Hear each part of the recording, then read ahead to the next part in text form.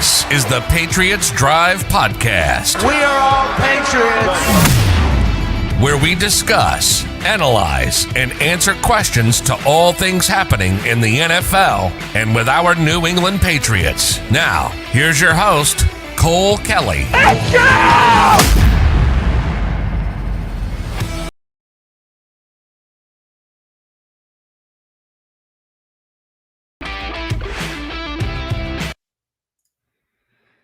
Welcome into another edition of the Patriots Drive Podcast.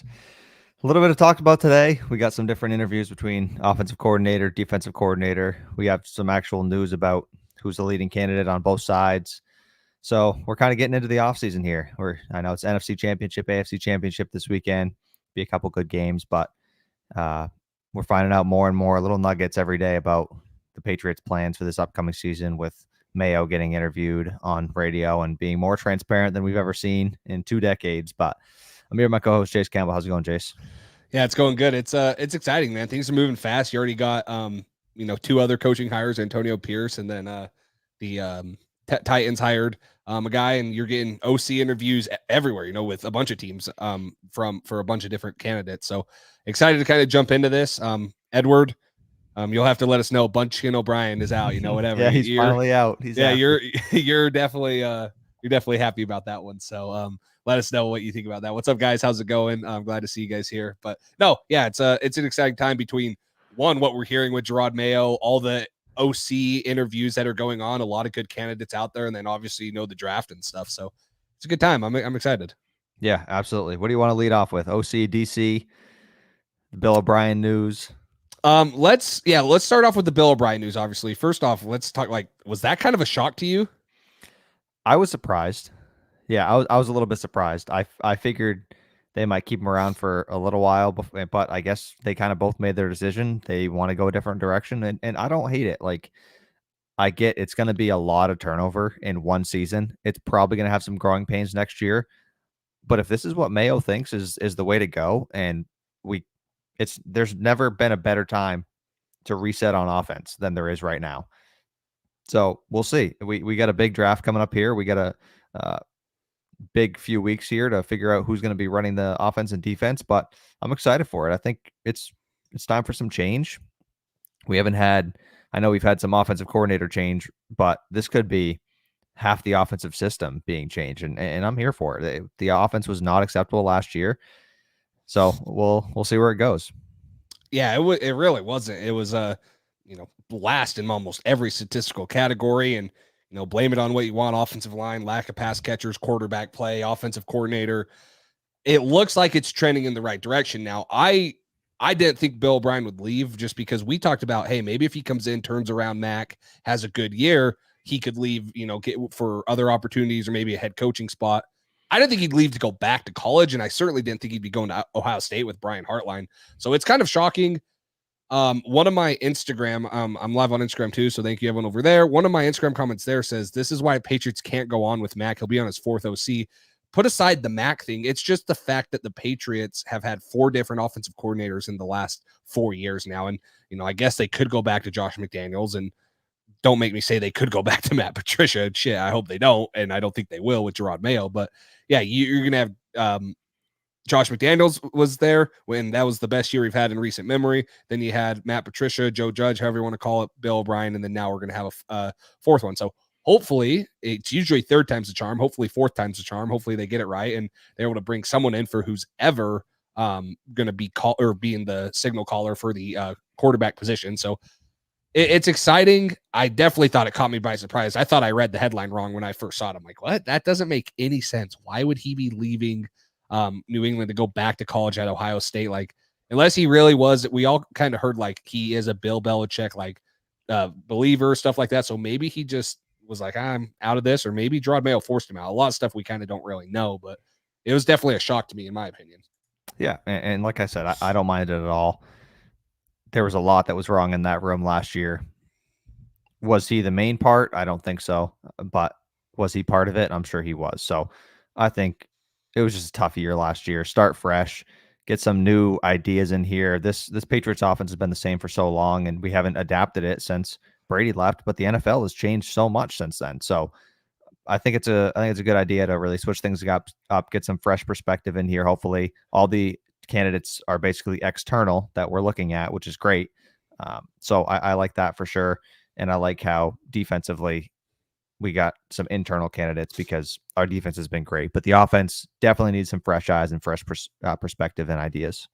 Yeah, for sure, and more of a modernized, system. And they tried to bring that in with Bill O'Brien and Joe Judge. They're like, "Oh, we're going to run the wide zone scheme." Kyle Shannon. Yeah, no, they had no clue what they were coaching, and they scrapped that like a couple weeks into the season, if not earlier. And so they tried to bring something in. They said they were going to, but they didn't. So interviewing these outside candidates, which we'll get into. We see you guys' comments, asking about who we're going to prefer. We'll get into the offensive coordinator search, and a lot of them are external that are going to bring in probably a new style offense than what the Patriots and us Patriots fans are used to seeing. So that's a bright spot. Like I'm excited when I see all these names coming up, and there's some good ones. There's some good ones out there, and I'm excited to see who they actually hire. I hope that it's one of the guys that I'll talk about later. But yeah, there's it's looking good because like even in the last couple of years, it's like we weren't really interviewing an offensive coordinator, right? Like last year, a press release being released about Jerod Mayo being kept and Bill O'Brien being named the offensive coordinator was like the biggest news we've had in forever. And we heard what Jerod Mayo said about how he thinks it's important that they have these type of titles. So it's at least different in that aspect where it's like, holy crap, they're conducting this whole search and stuff, and it's from outside candidates and everything. It's not just, let's go back at Bill Belichick's buddy from when he was in the second grade that coached the flag football team. So, there's good candidates out there. Yeah, and just the fact that they're focusing on that direction, kind of like you just mentioned, like their view of the offense coordinator search is much different than it felt like it was last year. You know what I mean? It feels like there's a true search, and they're looking in the right direction as far as schemes, systems go. I like that a lot. So I just want to touch on this comment real quick from Jason. Asked if we think Troy Brown's a lock to come back. Interesting that he's coaching the Senior Bowl. Should have hired Sean Jefferson last year. Yeah. And then Los Talks Pats also said the Troy Brown thing is odd, and he can't see Kraft letting go of Troy Brown because he cares about the relationship. I think it'd be tough. Kraft is clearly a big relationship guy. I think it would be tough for him to let go of Troy Brown, but the wide receiver position has been the worst developed position in this system for a long time now. Troy Brown hasn't changed that. Not saying it's Troy Brown's fault, but I don't think he's done the best job. There was a lot of confusion between wide receivers, not running the most crisp routes. Like even with Pop Douglas's success, it wasn't always the cleanest, and he would be running the wrong route. Mac would be confused with him. I think there's room for improvement there. I would not mind at all scrapping the entire offensive coaching staff basically and starting fresh. We're going to need a new O-line coach because Clem's not going to be back. We're needing an OC, a new OC. I would have no problem with a new wide receivers coach. I don't know necessarily if that's how it's going to end up, but I think it should definitely be considered because I don't think, emotions aside and the player aside, who it is coaching, I don't think there's any real reason that he should be kept around. I don't think he's proven enough, showing that he's helping these players out more than maybe somebody else could. Yeah, he's I don't want to say he has to go. Somewhat where is it? Jason also said maybe he needs a better pass game coordinator. It could very well be that. I'm sure it's a mix of things. Yeah, for sure. Like we haven't had the most receiver friendly room. Like I think we have guys with talent. Like there's really good receivers. Kendrick Bourne's a good receiver. Pop Douglas is a good receiver. They're not elite receivers. So he's limited with the personnel we've been given.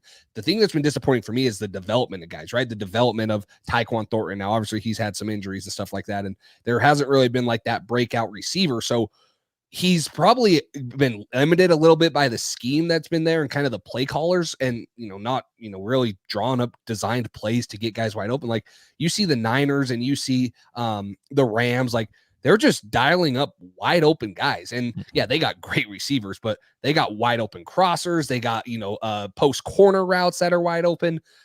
And so I think it is a mix of both. I don't know if he has to be gone. I wouldn't mind it. Like if you're bringing in an offensive coordinator, what I want to see Jerod Mayo do is let him have full control of who he's going to bring in on his staff, not be like, hey, you're coming in and you get one hire and everything else is going to be me, which is what we heard Bill Belichick did.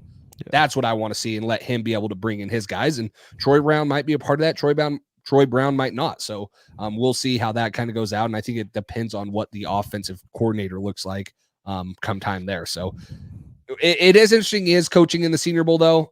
We do know. I don't think this will change from a Patriots perspective. The Patriots love Senior Bowl guys. So no matter if there was a coach there or not, they're going to have so many guys down there evaluating, because the Senior Bowl is pretty loaded this year.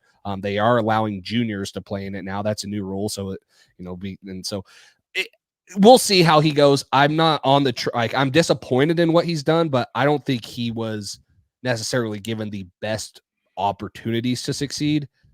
Again, if he goes, he goes. I don't think it's like we can't lose this guy. I don't think it's also like we have to keep this guy. It's a 50-50 thing for me. It's probably going to be the offensive coordinator's decision anyways, if he wants a new guy or not. Yeah, and I definitely think he was dealt a bad hand, but at the same time, so are a lot of coaches in the NFL, and you got to try to make the best of it. You got to try to make the most of what you got. And I wouldn't mind him staying around in some capacity, but I think somebody needs to take a bigger role than he should have in that wide receiver room. And maybe he can learn under somebody. I mean, he played wide receiver for a long time, but he's semi new to the coaching world as far as that goes. So maybe he still needs some time to learn. And if they find somebody they like more, maybe he can learn from them, and he can be a part as well if that person ends up getting promoted somewhere else or something. So I don't mind him staying necessarily. I like Troy Brown. He was a great player and a great Patriot. So we'll see what happens, but I definitely think somebody else should at least be brought in at the bare minimum. Yeah, no doubt about it. So while we're on the subject, let's talk about the offensive coordinator issues. This is probably the biggest topic right now in the Patriots coaching world. Then we'll get into the defensive coordinator. The Patriots are interviewing today Rams quarterback coach Zach Robinson. They also have interviews scheduled for tight end coach Nick Caley for their open OC jobs. And then obviously we'll get into some other ones they have. These are probably the two big names for me right now. Zach Robinson's number one for me, right? Like, coached under Sean McVay. He's developed good quarterbacks. He used to run a quarterback camp down in Texas, and he was a dang good quarterback himself at Oklahoma State. Didn't pan out in the NFL. This guy can coach, and he could be the next young offensive coordinator that's up and coming. Now, with that, say he comes in 2 or 3 years, we have a really good offense. You know what that means. He's going to get a head coaching job. But that's not like, we can't not hire him because of that. I think this guy could come in and kind of develop this offense into what we've seen the Niners and the Rams, because he's from that tree. And so I think Zach Robinson for me has got to be the number one option. Yeah, he's absolutely the number one option for me as well. Another guy that they've requested an interview for is Bengals QB coach Dan Pitcher, just to throw another name out there. But I think ideal scenario, and I've seen this going around a little bit, is Zach Robinson for offensive coordinator, and you bring back Nick Caley as some type of pass game coordinator or something, so it's not a lateral move. That'd be great, because like you just mentioned, if Zach Robinson leads this offense to a top 10, top 15, top 5 offense in the NFL over the next 2-3 seasons, and is really doing well developing a rookie quarterback that's coming in, he could be getting head coaching opportunities. We know how fast that happens for young upcoming offensive coordinators. So that could happen. But while that's going on, Nick Caley's going to be right behind him, learning under him, just as he was just learning under the Rams and Sean McVay and those guys over there. So then he can kind of be grooming him. And as soon as Zach Robinson's out the door, you got Nick Caley, and you can give him an opportunity to be OC here. So I think that'd be a good transition. It's two guys that are coming from the same system. So not a lot would have to change. It's not like you're going from a Ravens offensive scheme to the former Patriots scheme. You know what I mean? They're coaching the same stuff. It's just two different people. So Zach Robinson, he's been a guy who's been great working with quarterbacks. I know we work with Baker, and I think it was Goff and a couple of those guys. So I think it'd be great. I think that's a perfect fit. I think he's definitely the leading candidate, as he should be. And I think there's also been a couple interview requests from, I believe, the Raiders and Steelers, was it? Yeah. To interview him as well. So hopefully the Patriots jump right on that and hire him and bring Nick Caley back in some capacity, because a lot of people have been raving about him from this past year at the Rams, and also from when he was with the Patriots as the tight ends coach. Yeah. And, Zach Robinson was drafted by the Patriots. I mentioned he had a short stint in the NFL, so drafted by the Patriots. helps that he coached with Nick Caley, because obviously, if he's trying to fill out a staff, he's going to be able to say, hey, I have experience with this guy. I trust him. Yeah, like you mentioned, I would love it if Nick Caley came back. Even if Nick Caley came back as a offensive coordinator. I mean, he's had a year under the Rams system. He's familiar with New England. He wouldn't be a bad option if Zach Robinson goes somewhere else. But I'm looking at Zach Robinson. I'm like, yeah, this is the guy. Like, you talk about, look at Kevin O'Connell, right? That left from Sean McVay, and how good he's done in Minnesota. Guys like that. Like, I think he could literally be Mike like McDaniel. That. Yeah, Mike McDaniel. I think he could literally be like that. Like, that coaching tree has had so much offensive success, and even if we can get him for 3 years, right? And you know how I stand. Whether it's Marvin Harrison Jr. or Jaden Daniels or whoever at pick 3. If we can get him for 3 years and he can develop whoever we have at quarterback, say it is Jaden Daniels, I'm going to love that. He's going to already be putting whoever they draft at pick 3 in a better situation to succeed than Mac Jones was, just because, well, I guess if Josh McDaniels stayed with Mac Jones, it would have been different, but this guy's going to be able to develop our young quarterback. And that's the biggest thing is like, we don't have an established quarterback unless we go sign a veteran. We need a guy that can come in, be a great, innovative offensive play caller, but also develop this young quarterback that we're most likely going to be bringing in the draft. So that's got to be a top priority too. And I think that's why they're looking at him and saying, hey, he's, has experience coaching quarterbacks. He can come in, work closely with him, be an offensive play caller, establish that trust, establish those things, and then, see what happens 2 or 3 years down the road. So this is like the best case scenario, in my opinion. Like, someone said Cliff Kingsbury. I wouldn't mind Cliff Kingsbury. Obviously he interviewed with Chicago, and that's not going to happen because they hired Shane Waldron, who would have been another good candidate for the Patriots, the former Seahawks OC. So Cliff Kingsbury would be good too. Right? Yeah. So Cliff Kingsbury would be good too. But I mean, in my opinion, let's get a guy that hasn't had his opportunity yet and let him come in and make a name for himself. Yeah. And this is kind of touching on both comments at once from Jason and Los Talks Pats. What if Ben Johnson goes to the Commanders? Should they make a run at Eric Bieniemy? And this is an interesting point about Robinson would be a great fit if Drake May falls, but if we end up with Jaden Daniels, Bieniemy or Kingsbury could be a better fit. I do agree that Drake May would fit Zach Robinson's system a little bit better. He'd probably be the better scheme fit. It would be interesting to see if we did hire a Zach Robinson and ended up with a Jaden Daniels, how that would work, how he would adapt to that. And I'm sure he'd figure it out. I think it'd be good for Jaden Daniels because he could develop him as a passer, and then Jaden could use his legs as a means for escape. So maybe that helps him develop earlier on as a passer, and that actually just improves him overall, his entire stance as a player. So I think it could be good either way, but I don't disagree. I think Kingsbury, having experience with a guy like Kyler and Bieniemy with Mahomes and stuff like that, I think both those guys would be good fits. But as of right now, with the options on the table, I don't want to wait around until after the Lions are eliminated and something else.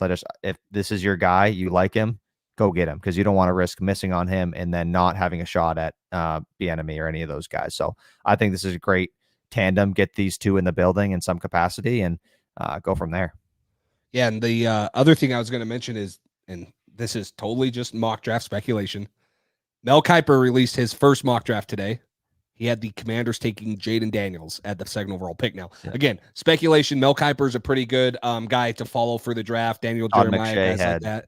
Todd McShay. Was it McShay or Jeremiah who had two going? Drake May. It was Daniel Jeremiah. Okay. So Daniel Jeremiah had them flip. Jaden Daniels going to the Patriots. Mel Kiper had Drake May. I don't think that's going to happen. Again, there's so much. I don't think that they take Jaden Daniels over Drake May. I don't.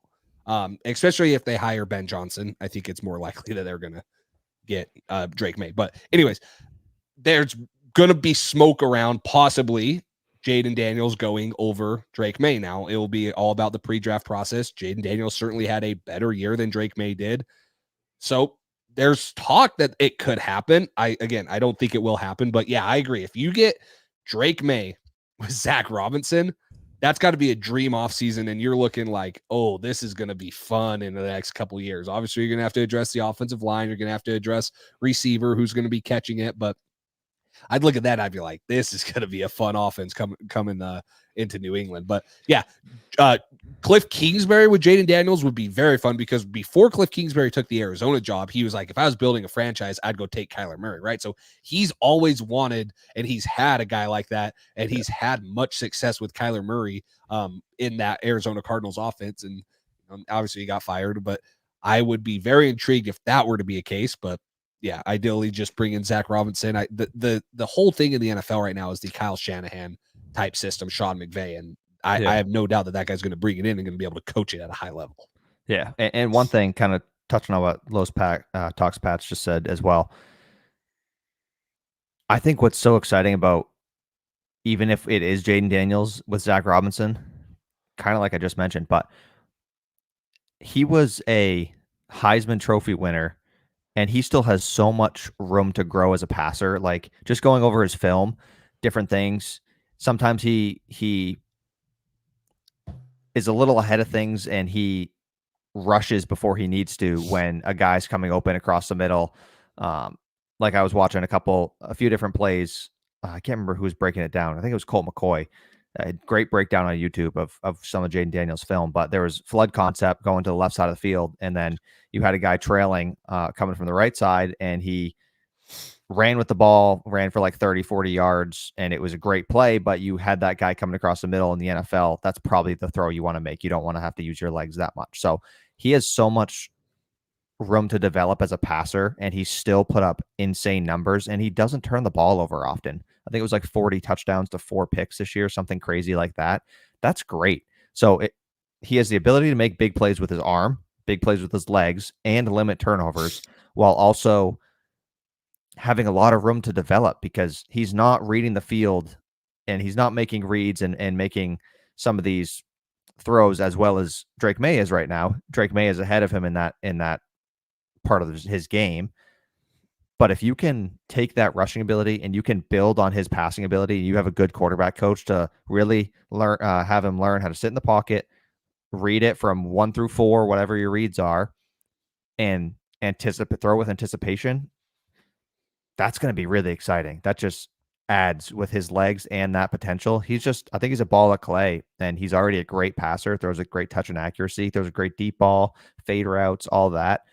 If you get a good quarterback coach with him to really tap into that potential and fine tune some of his game, and just make him be a little bit more patient when he has time to throw in a clean pocket, I think that kid could be exciting. So if you can pair him up with somebody who really knows quarterbacks, and what better than a guy like Zach Robinson, who has had a lot of pocket guys who don't have that mobility, if he can kind of form him like that, and then he can use his mobility as well, that's perfect.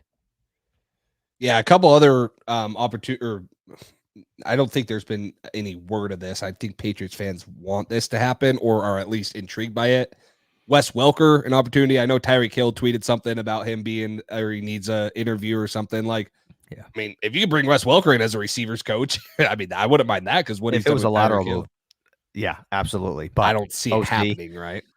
Yeah. As an OC candidate, I don't love it. I think there's better qualified guys. Yeah, Nick. I mean, I would take Nick Caley over him, and that's nothing against Wes Welker, and not that he can't be an offensive coordinator one day, but I mean, he's only been coaching in the NFL for a couple years, because he went to the Niners, and then now he's in the Dolphins. He started with the Niners, now he's been with the Dolphins for the past few seasons. And he's done great. Like, he's able to develop great receivers and stuff. That's why I take him right now as a receivers coach. But again, a lateral move is probably not going to make sense, especially when he can go coaching Tyreek Hill and Jalen Waddle and come join the Patriots, and be Tyquan Thornton, and it's a little different. He's gone from Debo and Ayuk to Tyreek and Jalen Waddle, and then he's going to come over to Devontae, Kendrick Bourne. Yeah, and I mean, they're good receivers, and maybe he wants the challenge and is like, hey, I'm going to make these guys into great receivers, and we're going to be able to then I'll be able to get an offensive coordinator job. But he'll probably just stay in Miami because maybe Mike McDaniel promotes him or something. Yeah, I don't know. I'm not as high on Wes Welker. That's just what a lot of Patriots fans, especially on my Instagram and stuff, have been saying. Like, oh, what about Wes Welker? What about him? Yeah, probably not, in my opinion. I don't think that he really makes much sense, especially when you're interviewing better candidates already. Yeah, and this is this comment here was another reason I've just heard that around from different reporters on Twitter, that the relationship is in question about whether he had a bad relationship with the Crafts or Bill or just what the whole deal is there. So that's a factor to keep in there as well. Edelman said, yeah, I can see that a little bit from Welker. I can see he might have that side. But yeah, as far as the offense goes, I think we're both in tandem here. Zach Robinson, OC, bring in Nick Haley as a passing game coordinator or something like that. That'd be great. One to kind of talk about too, because I'm sure Patriots fans are talking about, and it might be relevant if Bill Belichick doesn't get the job. Would you bring Josh? Like, obviously, we'd bring Josh McDaniels back, not over Zach Robinson, but legitimately, could Josh McDaniels be a candidate? Because it sounds like if the Falcons don't hire Bill, which might not be as sure of a thing as what people said it was a week ago, he might be out of a job, which is kind of crazy. So maybe you're looking at bringing Josh McDaniels back too if Zach Robinson takes a job somewhere else as an offensive coordinator. So maybe we are waiting for a Josh McDaniels reunion. I mean, it's possible, but like you said, my preference would be Zach Robinson before him. Yeah. But the good thing is you'd have continuity there as far as Josh is going to be there for a while because he's not getting a head coaching job anywhere. So that's one thing that you could say is good about it. I just want some fresh eyes. I really do. Just somebody from that McVay system is great. I'm a big fan of Zach Robinson as a developer of quarterbacks and as a OC mind. I know he hasn't. I don't think he's called plays outside of preseason before, but everybody's got to start somewhere. So you got to call him for the first time eventually. So we'll see. If Josh McDaniels came back, would he start Mac Jones? Yeah, they draft Drake May and he says, "Nah, Zappy or Mac, we'll go with them." And No, like I'm being serious, and I'm going to play devil's advocate. Would he come in and advocate to take like Joe Alt or Marvin Harrison Jr. and then vice versa in the second? You take Marvin Harrison, get your left tackle, or maybe you draft or sign T. Higgins or something. Would he advocate to start Mac? Would he say, "Hey"? And we talked about the issue with Mac Jones, and Jerod Mayo said his confidence, right? Like, which we all knew. Would he instantly gain more confidence? And do you think he could get back in that mindset under Josh McDaniels? Because that was his best year. His rookie year was the best year he had. I think he would gain some confidence, but just based off reports in the locker room, like it's not the best there surrounding Mac, just all the shit you see recently. So I think he would advocate for him. But at the same time, if you got an opportunity to coach a Drake May, a Jaden Daniels, Caleb Williams type talent, I'm sure that's going to be exciting to an offensive guy like Josh McDaniels as well. So I think he likes Mac. I think he thinks he's a good kid. I know they had success together his rookie year, and I think they could build on that. I think they'd probably take a step down just because of how far Mac has fell off. I have a hard time believing that he would say Mac is the guy. Don't take a quarterback that's extremely talented at this top 3 pick. Like, I don't know. That feels a little far-fetched, but I do think he would advocate for him in some way to keep him on the roster or that. I don't know. I mean, he advocated to have Jimmy Garoppolo over CJ Stroud. That's true. That is true. That's of Devontae Adams, right? Like, yeah. I'm not saying, I'm just playing devil advocate here. He could come in and be like, guys, if we just build the offensive line and get him a legitimate threat, Mac Jones is good enough to get us back to where we want. I'm not saying that that's what I think. Where do you think he had that mindset from? Bill Belichick. We don't need a good quarterback. We can win scoring 10 points a game and having a good defense. That's Bill's mindset. He might, like, I'm legitimately saying Josh McDaniels might come in and say, hey, the best year that he had in the best 3 years in the last 3 years was with me. I can fix him. I can get him back to that. If we legitimately build the offensive line and legitimately get him a receiver threat, could he get to a good enough level? And that would be an argument for another day and stuff.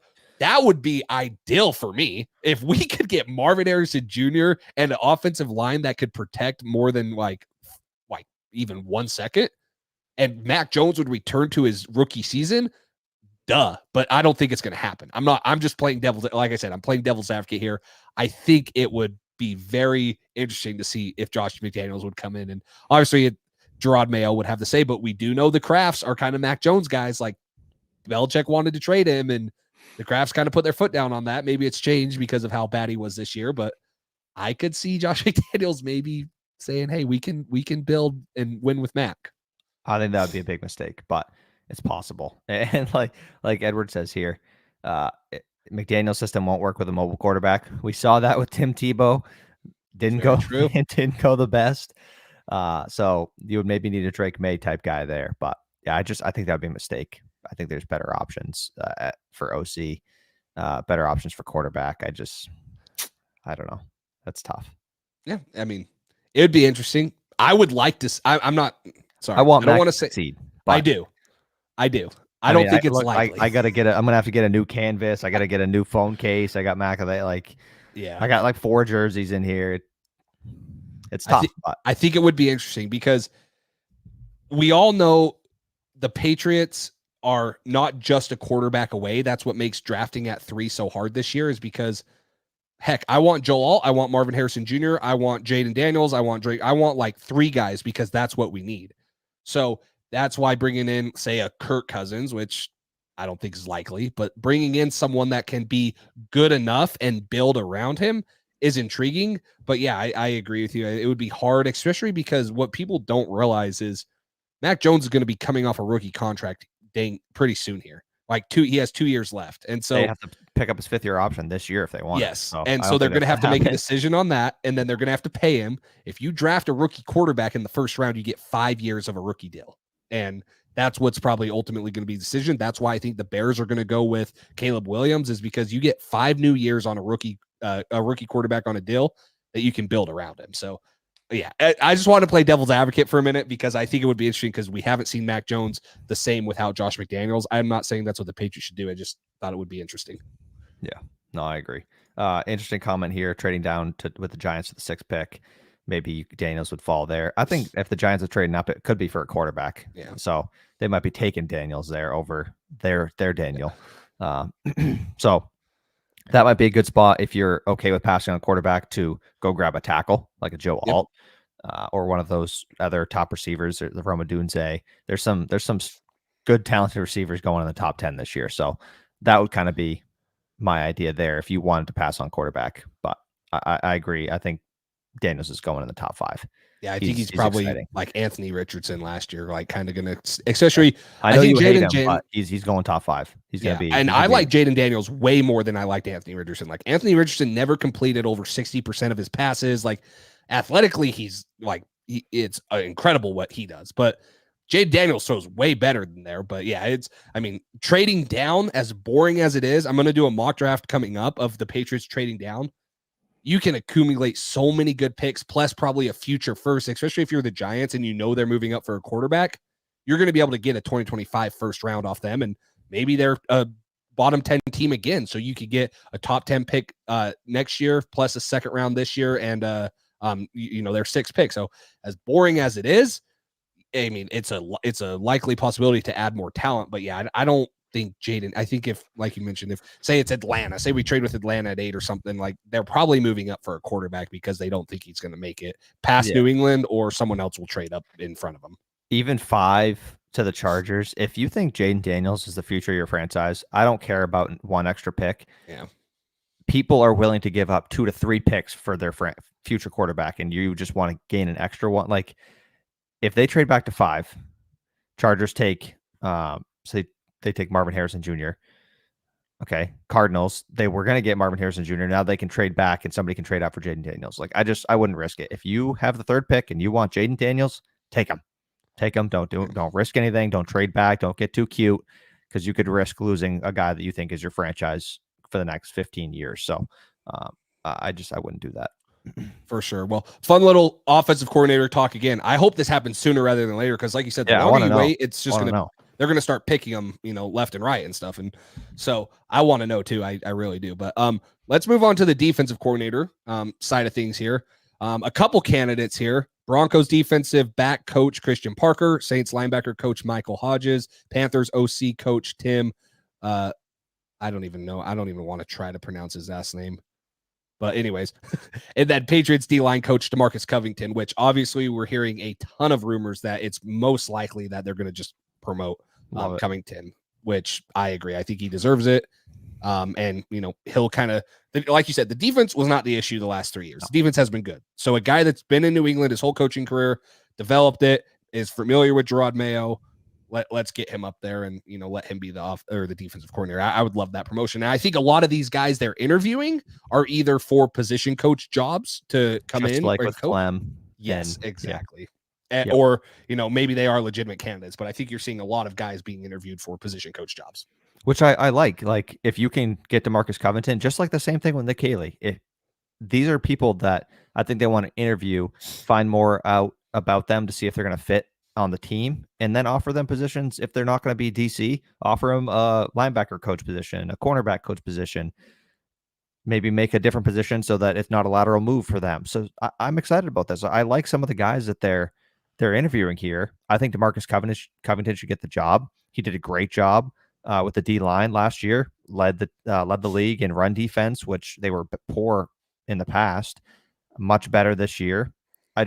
Defense, like you said, wasn't a problem. So DeMarcus Covington is a guy who's well respected around the room. He's going to get a DC job somewhere in the near future if it's not here. So I love it. Promote him.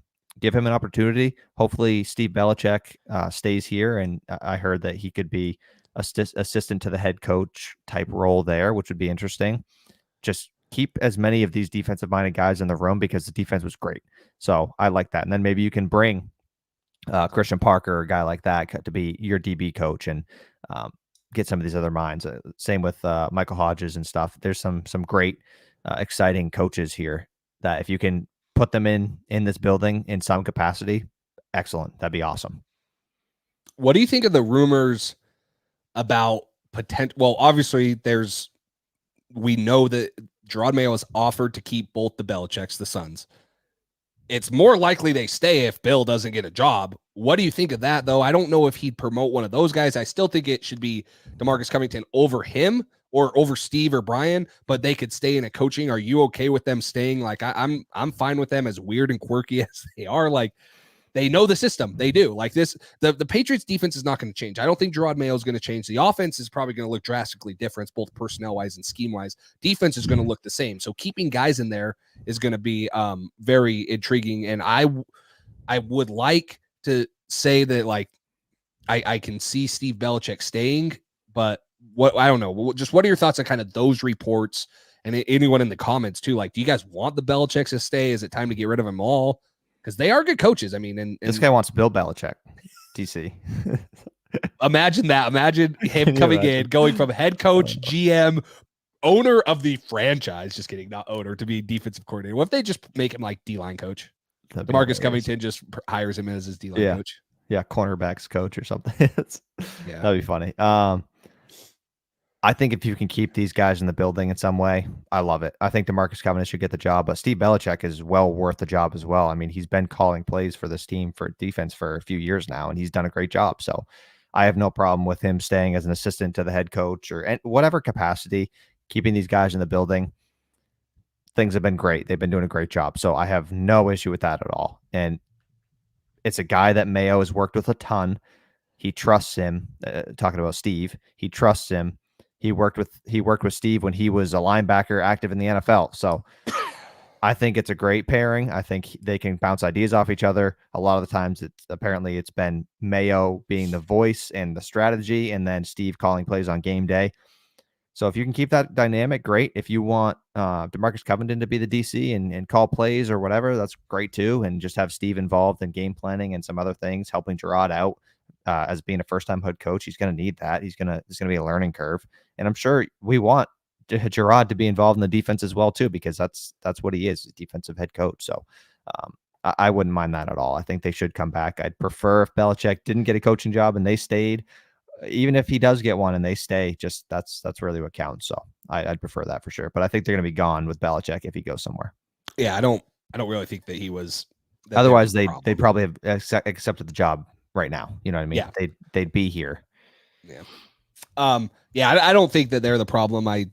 They're, they know, like I said, they know the system. That's going to be important in my mind for Jerod Mayo, right? Like he's looking for best available, whoever the offensive coordinator wants, because it's going to be new, right? They have no like familiarity with the offensive scheme that's going to come in.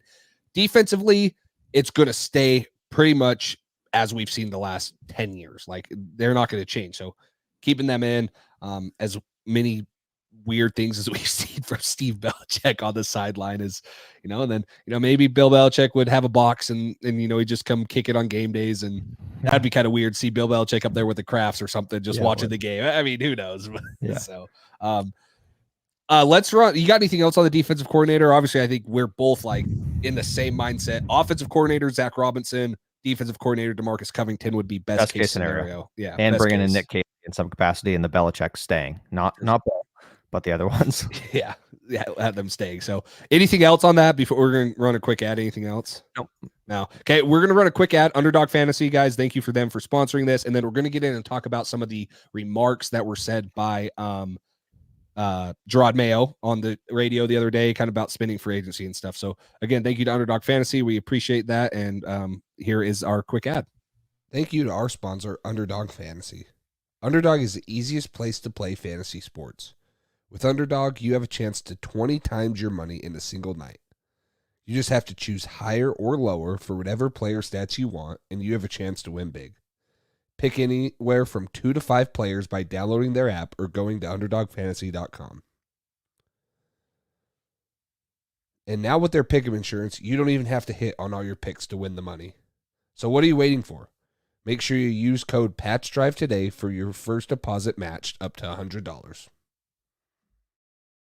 Yeah, appreciate those guys. They do a great job. They're running a promo. Patrick Mahomes, like over half a yard. So if you guys want a guaranteed hit, the under, unless hit the under because he's not going to get any yards against the good Ravens defense. No, nope. So they're giving you a free one, right off the bat, and you just pair that with a couple other ones. So appreciate them. Use our code. But Cole, let's move into some of the remarks by Jerod Mayo. First off, before we get into that, there's a couple comments along the lines that I'm seeing about. Steve Belichick's mullet on defense. Well, that one. That's a pretty good one, too. I was going to talk about Ashton's pretty adamant about not getting any other position other than a quarterback. He says, yeah, let's get a wide receiver when we have a quarterback that can't throw an 8-yard pass. Alt does nothing for us. Who's he going to be protecting?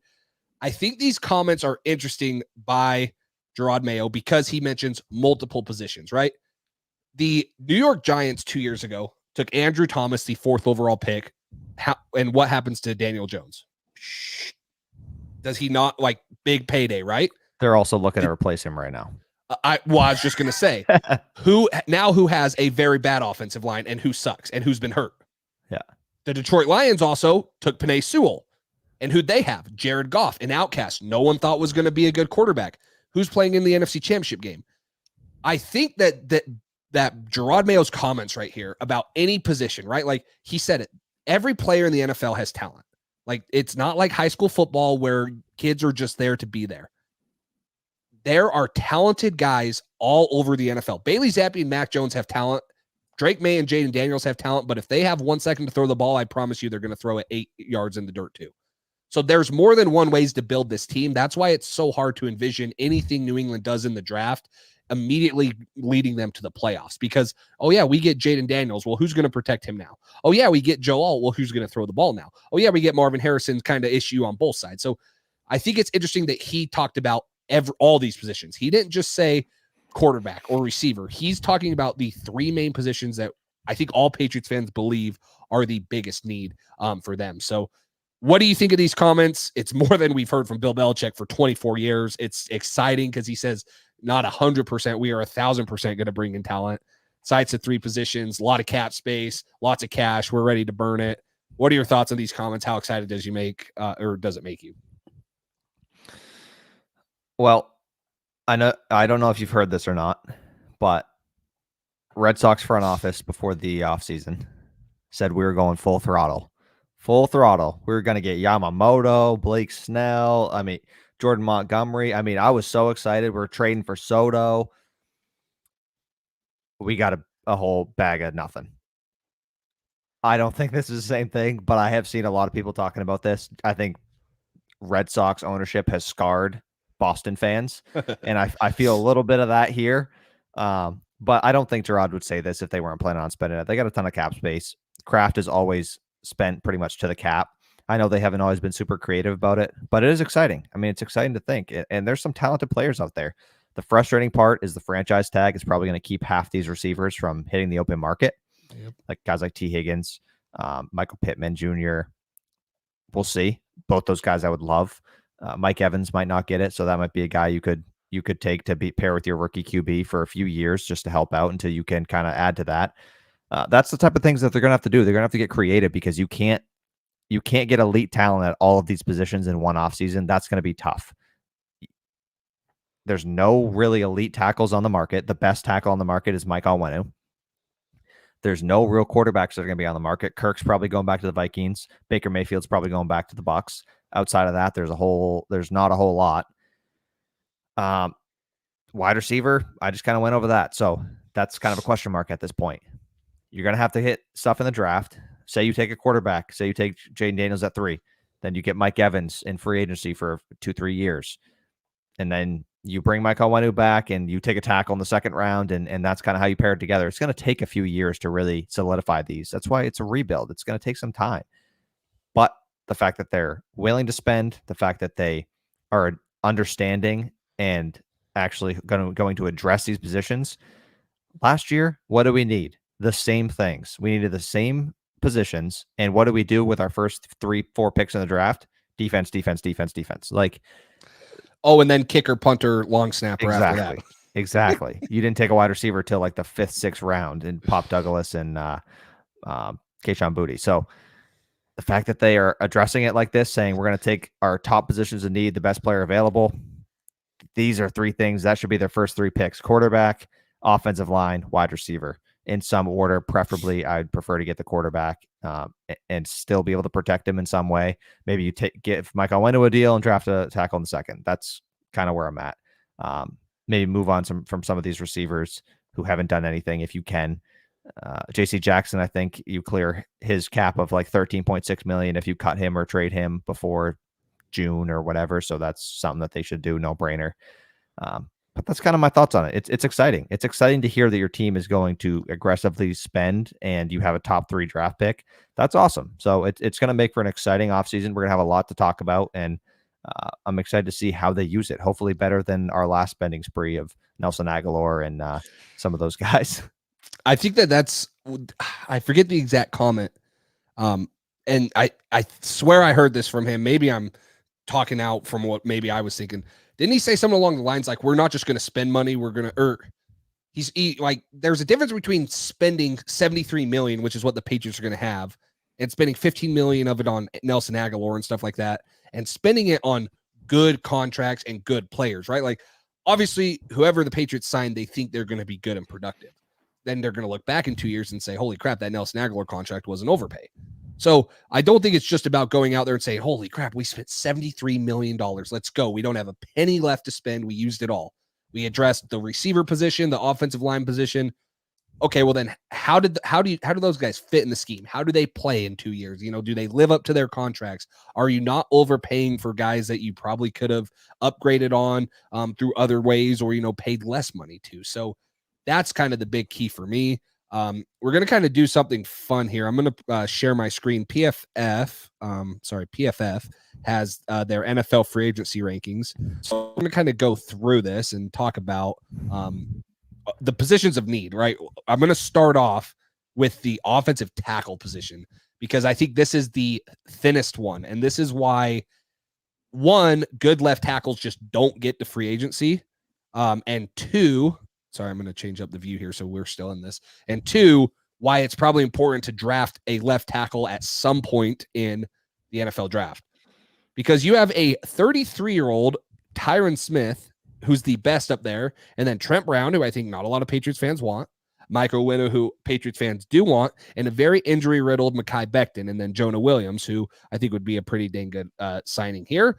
But this is a very, and then what, Jermaine Illuminor, which I'm pretty sure the Patriots had 3 years ago, right? Yeah, so this is a very, very thin class. And we saw the Patriots try to go out and sign like Riley Reif and Calvin Anderson, a couple of veterans last year. Well, how did that turn out for them? Not very good. So this is why I think tackle's got to be, if not in the first round, but a huge priority for the Patriots at some point in the draft, because this is a thin left tackle and just tackle class alone. Yeah, absolutely. And I mean, if you can't get a left tackle, like if the one doesn't fall to you or whatever, I'm okay with taking a Tyron Smith or I hate to say it, Trent Brown, just because his attitude sucks. But if he's locked in with Mayo and Bill and him had a problem, then it's great value because you know when he's locked in, he's great. But I have no problem with giving an older player or someone a short deal to kind of be a stopgap, and then in the first round next year you take a tackle, and that's what you do. Like that, I have no problem with that either. I think that'd be a fine idea. But like you said, I think Williams would be good. A good idea there as well. It's there's a ton of different ways they can go. Not all of them are great. The left tackle or the tackle position was much better in free agency last year than it is this year. There's not a whole lot of options in this avenue. And you don't often see a lot of these guys on the trade market who are like cornerstone left tackles, because if the team has one of those, they keep them around because they're great. Yeah. Yeah. And that's why, in my opinion, you've got to prioritize re-signing Michael Winner, right? Like $14.5 million for 4 years, I would be thrilled about, right? Like sign him there. He's the right tackle. He has an opportunity to play in at guard if you become in a pinch. I'm not against the idea, right? Tyron Smith has been a great offensive lineman for the Cowboys for a lot of years. So like you said, if he can come in and be healthy, which he has been this year in 2023, played 942 snaps. You can see right here. And he was the 7th best tackle, which is WAR, which is wins above replacement, I believe, right? So they kind of, grade how they are. Anyways, like if you could bring him in for a year, let him start, and then draft a left tackle next year. Hopefully we're not in the top 5, but you could find another franchise left tackle wherever you're drafting. That would be ideal also, but it's also very hard to play offensive line at a very high level at the age of 33. It's just a hard position to stay healthy at and things like that. So if he even gets there too, like maybe Dallas resigns him. I mean, we don't know what they're going to do with him, but that's the best offensive tackle on the board. And I already saw someone in here say, Josh Babbitt said Trent Brown needs to go. Like Patriots fans don't want Trent Brown back. So if you're not signing Tyron Smith, you don't want Trent Brown back. Are you going to take a chance on Mekhi Becton, who's been hurt a lot in 21 and 22, only played 48 snaps and then played a bunch this year? But it's interesting. Jonah Williams, like 26 years old, you look at his snap count, he's played 1,000 snaps over the last couple of years. So maybe he is a little better option than we're thinking of. But then you have to go out and now you're going to spend $16 million on Jonah Williams and $14.5 million on Michael Winu. That's why I'd take on Winu and draft the tackle in the second round and hope you get a good one, or trade up into the first if you need to. If you need to trade into the back half of the first or whatever, and it doesn't cost you a ton, but you really like the guy, that's an option as well. But I don't know. There's just not a whole lot of options. There's not like a Trent Williams on the market here where you're like, we need a left tackle, we're paying him, and we're going to have him for a long time. Like there's nothing like that here. This tackle class. I don't know how next year looks. It'd be interesting to see. But if they could have a stopgap for a year, or if they could take a good tackle early round 2, that'd be the plan for me. Well, and even last year, I'm trying to think who hit the open market. He went to the Jaguars, right? Gosh, why am I drawing a blank? Taylor? Jawan Taylor? Jawan Taylor, right? Or did he go to the Chiefs? He went to the Chiefs from the Jaguars. That's also, what it was. Yeah, also Mike McGlinchey. He was a right tackle that we were looking at. Yeah, he went to the Broncos from the Niners. So there's a couple good options last year. This year, there's really not. Yeah, so, this year it's next year you have David Bakhtiari, Garrett Bowles, who's been good, but again, he's going to be 34 going into 2025. He'll be 33 next year. Taylor Decker, Deion Thompson, like that. You don't get good young left tackles. So you're just finding bridge guys, like bridge guy after bridge guy after bridge guy at the most important position on the offensive line is probably not the way to go. So important to find one and hopefully develop one this year. So let's go to the second position that I think is one of the most important. Wide receiver, we talked about. T. Higgins, the best one. Do you think he gets franchise tagged? Like I could see Cincinnati drafting a receiver too, but I have a hard time believing Cincinnati's just going to let T. Higgins walk. Like I think they're going to franchise tag him. I think they're going to want to run it back. I mean, if Burrow didn't get hurt, you never know what happens this year. Their defense was looking pretty good. Their offense looked decent even with their backup in. So I think they're going to franchise tag T. Higgins. I know people disagree with this. I think a lot of people do. I like Michael Pittman a lot. I do. I think I might like Michael Pittman more than T. Higgins, just because the injury situation Higgins has had a lot of problems, as I saw firsthand with him on my fantasy team this year. He missed a decent amount of games. What I love about T. Higgins, obviously, he's a tremendous talent. He's also 25 years old, which is incredible. So if you can lock him up for a 5-year deal, get him throughout his prime, and he can have a little better injury luck. Hunter Henry had better luck here than he did in Los Angeles. So Yeah. if you can get T. Higgins here, it's a no-brainer. Pittman also, I would love him. He's going to get franchise tagged, I think. Yeah, I honestly don't think any of these top three. Like, ideally, you could get one of these guys. You think Mike Evans gets tagged? I think he signs an extension to stay, especially if they're going to bring Baker back. I think that there's a high probability that they're going to get him for a couple more years. Like, I don't think they're going to want to re-sign Baker and not have an option with him. Yeah, if Mike Evans available, I think you should grab him if you can. Marquise Brown, I'm not interested in. Calvin Ridley is okay. I still think I just didn't love how he looked this year with Trevor Lawrence. He feels like he dropped a lot of balls. Every highlight I saw of him was him dropping something in the end zone or not keeping his feet in. It's just, I don't know. He was very up and down. He wasn't very consistent this year. Yeah, and how much of that I'm wondering. I had him on my fantasy team too, and he had some great weeks. He's still an elite route runner. Weeks. And some, yeah, exactly. Well, that was Trevor Lawrence too. Like, Trevor Lawrence was up and down. The whole Jaguars offense was kind of up and down. You wonder how much of that is because he really hasn't played football in almost 2 years, right? Like, he was still a little rusty getting back to that game speed. I still think Calvin Ridley is a dang good route runner. At 29 years old, you could get him for 2 years, maybe. Like, it's a little bit more than what you paid Nelson Aguilar a couple years ago. You gave him 2 years, $30 million, so $15 million a year. Like, if you could get somewhere around that, I would be so excited about that because I still think he does have a little bit of juice left in him. But, 2 years ago, the Patriots fans were all over this, that we should have traded a second round pick for him. And then, we obviously had the issues there. So I'd be interested in Calvin Ridley. Darnell Mooney's just another guy. Like, now you're getting into the guys like, I don't think Gabe Davis is any better than Devontae Parker.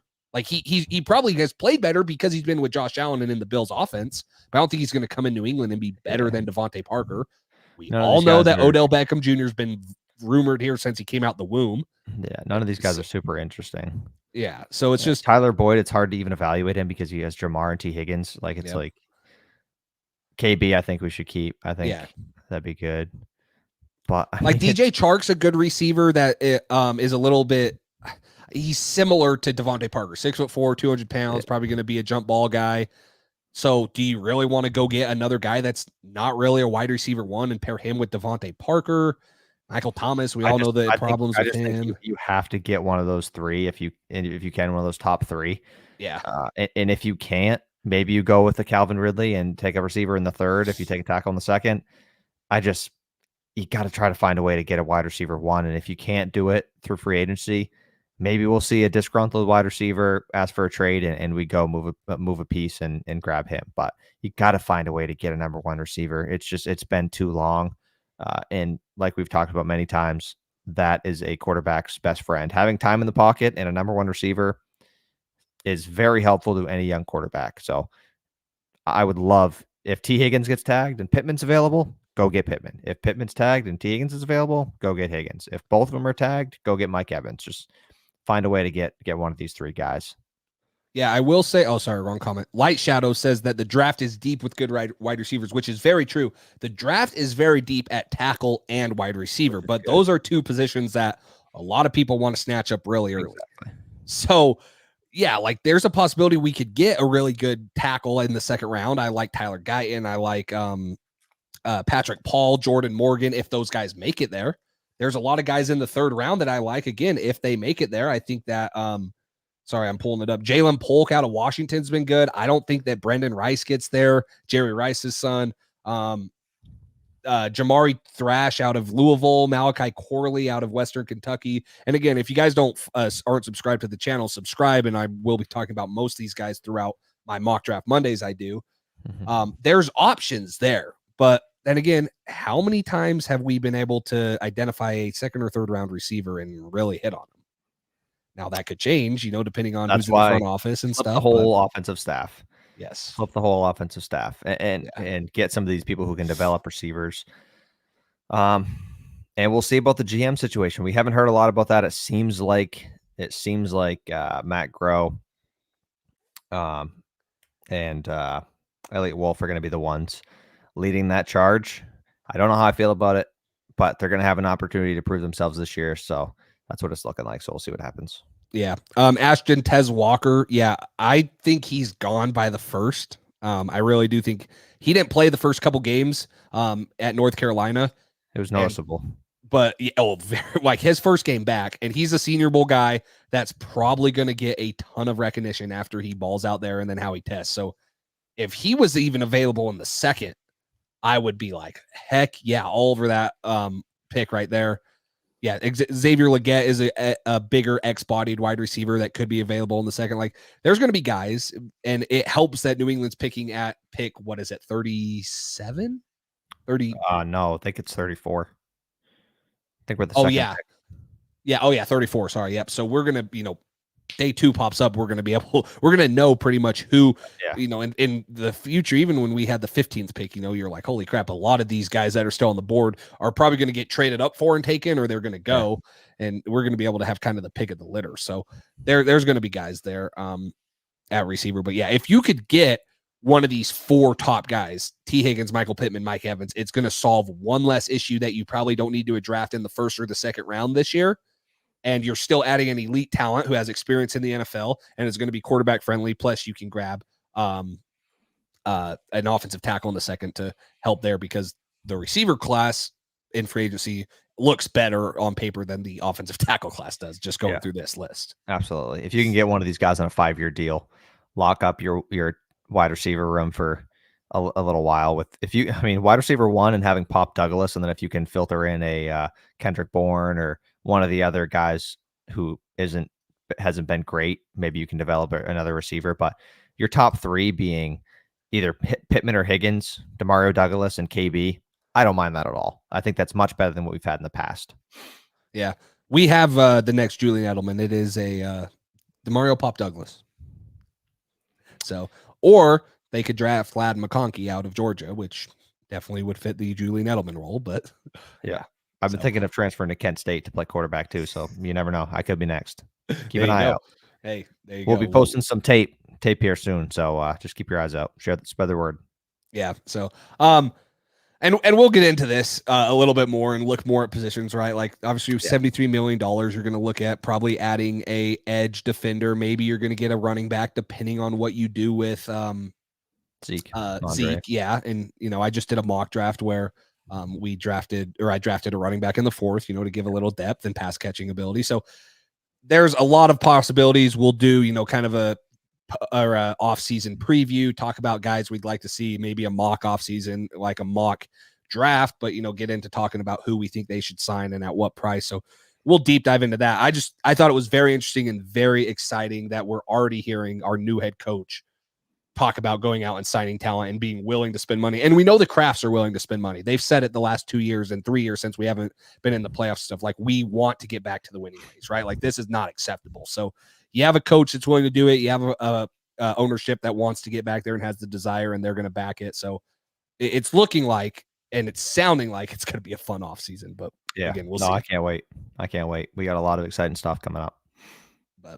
Yeah. So thank you guys so much for tuning in. Appreciate it. Again, if you guys haven't, like, subscribe, comment down below on the video, turn the notification bell on. Mock draft Mondays every Monday. And then, when we're going lives, we're going to be doing more mock drafts, talking about the offensive coordinator once we do get word on who they're hiring and, off-season stuff like that. So anything else, Cole? That's all I got.